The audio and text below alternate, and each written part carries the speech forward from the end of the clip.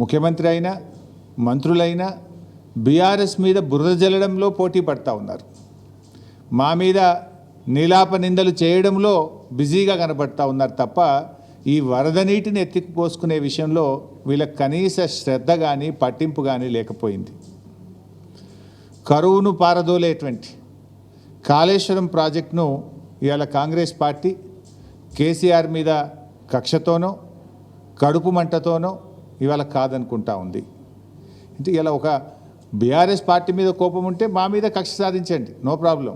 కానీ రైతులు ఏం తప్పు చేశారు, రైతులకు ఎందుకు శిక్ష వేస్తున్నారని ఇవాళ బీఆర్ఎస్ పార్టీ ప్రశ్నిస్తూ ఉంది. నీళ్ళ విలువ తెలిసిన వాళ్ళు ముఖ్యమంత్రిగా ఉంటే, నీళ్ళ విలువ తెలిసిన వారు నాయకుడిగా ఉంటే ఆ నీళ్లు మలుపుకునే ప్రతి అవకాశాన్ని కూడా ఉపయోగించుకుంటారు. దురదృష్టవశాత్తు నీళ్లపై పట్టింపు లేని, నీళ్ల విలువ తెలియని నాయకులు నేడు పాలకులుగా ఉండడం వల్ల ఇవాళ తెలంగాణకు ఇబ్బందులు వస్తూ ఉన్నాయి.